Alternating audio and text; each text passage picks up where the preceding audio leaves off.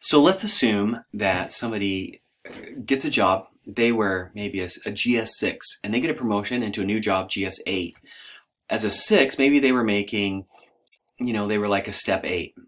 6 step 8, they've been there a little while. They're making $54,816 or 18, whatever it is. They get hired into a new job as a GS8. One of the other components of the civil service system is that you can't make less money for doing more work. So they were 54,818, but when they get into an 8, they go immediately to a GS8 step 2. Because this is less money than they were previously making, they get put in at a step 2. Then they start there. So as they take on more responsibilities, they have to get paid more. And they'll work for some period of time, a couple of years, they'll get experience, they'll look for a new position that has more responsibilities. And ultimately, at some point, people just get stepped out. That's the term where they can't really go higher in how much they're getting paid in their current grade until they take on a new job and get a new GS grade. That's why we see people coming back to get graduate work. They may have all the experience in the world, but by the time you get to be like a 13, you might need a graduate degree or at least 2 years of graduate work. So, teachers come back and if they have a master's degree, if they have a PhD, they get paid more. Well, why is that? Well, because they have more skills and responsibilities and they have more training. So the civil service system is designed to pay people based on their position, and managers can adjust some of that using the steps. You can get bumps, but you have to get a new job, a new set of responsibilities, more things you have to do in order to get paid more. That's the position pay relationship. And ultimately, if you look down here, down at the 15 level, that's the highest paid level in the civil service. We'll talk more in the next lecture about what happens above GS 15, but all of those GS 1 through 15s, they have civil service protections. They're protected against unreasonable firing. They're protected against political influence. They're hired based on merit. They're hired based on their skills. These are truly protected jobs, and in doing so, they have to be accountable for the power and responsibility that's given them. Okay, now, because of the civil service system, we have very structured rules about how you get paid and what types of jobs you can get. What happens is that because the system is so rigid and because people are trying to help their employees, and they don't make a lot of money in the federal government, at least in my area, we have an incentive for what's called grade creep. Grade creep is when agencies start creating new high-level jobs that really aren't high level, but they have a position classification that has lots of fake responsibilities to shift some of these really good workers into higher level jobs, but they really end up doing the same work so that they can get paid more. In other words, we create positions that have artificially inflated responsibilities in order to give really good workers good paying jobs. And we know that grade creep exists, and I've had friends who work in federal agencies who, when they asked for a promotion, they said, well, no, because our agency is too heavy at the top. They have too many high-level positions, and so they can't create more for him or her. And, that causes a lot of heartache for people who are civil servants who have worked for a long period of time and they just can't get more money. That's just the way the system works. If you work at NASA and you're GS6, you get paid the same as a GS6 at the FBI or at the EPA. Everybody who has GS6 level responsibilities across the entire federal government gets paid the same amount of money. And so we try to multiply these higher level positions, but we're artificially inflating these responsibilities just so we can pay people more. This is one way that we recognize that there's a significant problem in the civil service. Okay, so how do you get these jobs? Well, we told you we get hired based on merit. Okay, that's great, but we have some historical problems that we probably need to address. If you are a veteran, you've already served the federal government or even the state government in the National Guard, we are going to help you get into jobs in government jobs. And what that does, it takes the form of having a point bonus.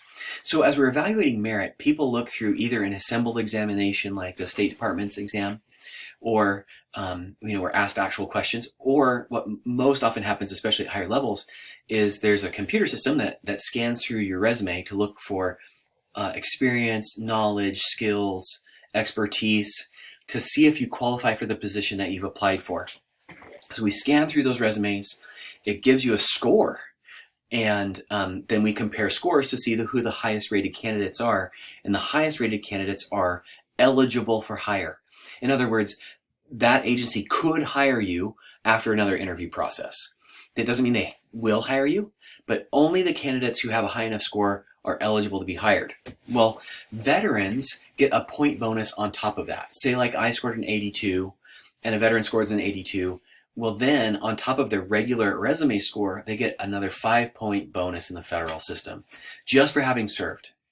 Now, if they're a disabled veteran, they get an additional 10 points. That's actually a huge benefit for them. They always get it because they're disabled veterans, or they always get it because they're veterans. They've already proven, so we give them a leg up on the hiring process. Okay. The other group of people who get some preferences in hiring, we call this a diversity preference. Preference is given to some candidates over others if their score is equal.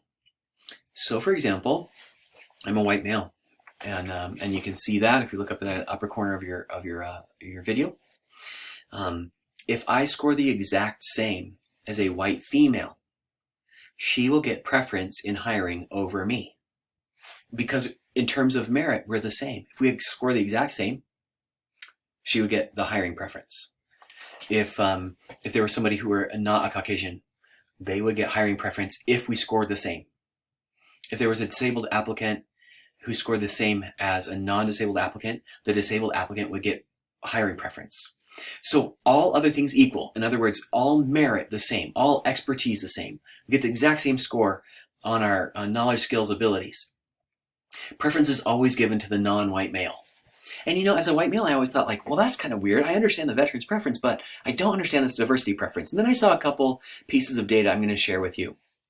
So this is kind of old data. It's from 2005. This is minority representation in the federal civilian workforce. Non-minority is kind of a sly way of saying white. Minority is the non-white, 16%, 17% black, 7% Hispanic, 5% API, 2% Native American. We compare that to more or less 70% white. That's actually not what our country looks like, especially in very diverse regions of the country, like California, Texas, Florida, New York, other metropolitan areas. That's not what America looks like anymore. But our federal system still has that. And so in some ways, all other things equal, all merit equal, giving preference to historically groups who have historically not held federal jobs seems like a pretty reasonable idea to me. We get some benefits we'll talk about later, trust in the bureaucracy increases when we see people of our same racial ethnic background or our same gender. So if I enter an agency, we call it representative bureaucracy, and I see people like me, I have higher levels of trust for that agency. I believe that they have my back. I believe that they're going to work with me, that we're not in opposition. And, it's just unfortunate, but that's the way that we have sort of racial tension inside the U.S. Well, here's the other one that's a really interesting one. This is one that once again comes from 2005. It's a really, really interesting graphic because it shows federal employment level by gender and position classification. So these GS 1 through 4 positions are generally clerical. 5 through 8 take on more more than administrative responsibilities. 9 through 12 are higher education levels, more decision making, more level of expertise. By the time you get to GS 13 and 15, we're talking about management, high level expertise. And when you look at the bar graphs, where the women are more largely distributed at the lower end of the GS scale, and men are more likely to be distributed at the higher level of the GS scale. What does that mean? Well, I'm not going to attribute cause to that, like why they're this way or that, but what I see is that males tended to have higher position classification in the federal workforce than females. And if there are opportunities for equally qualified females to rise, and to take on additional responsibilities to level that out to make it more equal, I think that's totally fair, as long as everything is merit-based. In other words, we score the same, we have exactly the same merit, preference should be given to the females. And that's sort of how the civil service system works, to sort of equal out some of these inequalities in the system. Okay, here's some other benefits. If you have a government job, you can apply for a job and compete only against internal applicants, those who already have government jobs.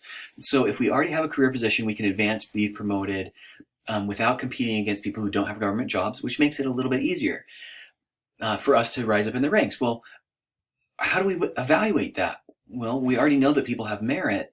How do we make judgments about which candidate would be better if we worked with all of them? Well, it's based on career service. Have you been here a long time? Are you a good team player? That's the face-to-face. Do we interact well with each other? Do you fit the organization, the culture? Are you flexible? Are you able to take on new positions and responsibilities? Do we see a good career trajectory for you? And then chain reaction is if we open a position for this person, it opens up a position lower down the chain. So we have a GS level position open at 13. A bunch of 11 and 12s will compete against that. One will get hired.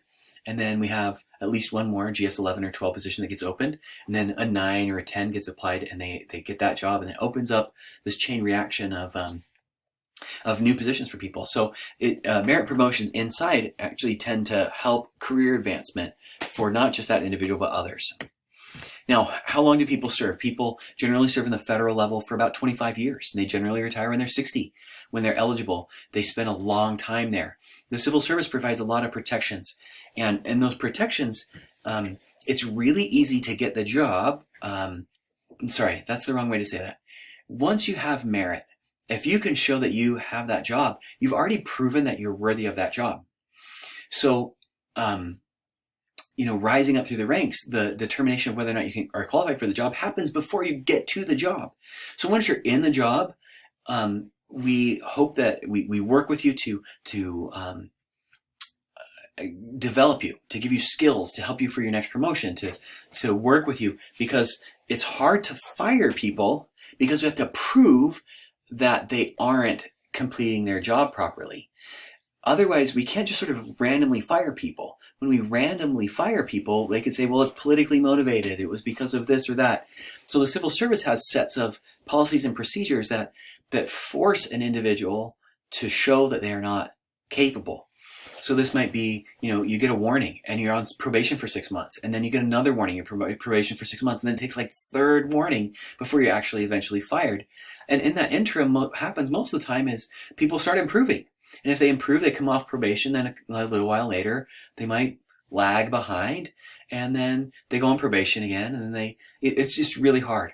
One thing that you could do that would immediately cause for firing is if you undermine public confidence in your organization.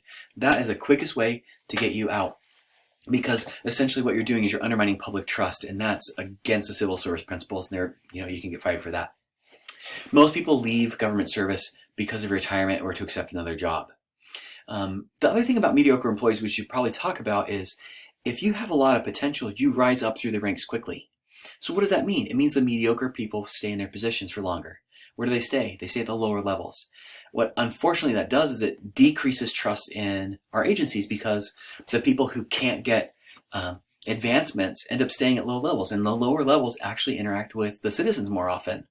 So there's this weird process in the civil service that actually undermines public confidence in organizations, because those who promote end up not in public-facing positions very often. Anyway, typically what happens with staffing is people jump from job to job inside the same agency or in closely affiliated agencies. They end up working for a very long time. They retire. They also may take a job in the private sector, but that happens pretty rarely. The easiest way for separations to occur are through retirement. Attrition is when they don't replace people who have retired, who have left their position. That leaves a position open, and then they cancel it. That will shrink the size of the bureaucracy. A reduction in force is when they go through and they cut the budget. They cut positions out, but that person will get fired, but they keep their hiring preference. So they can be immediately hired in an agency that has a position open for them. So it's a way to shift around people.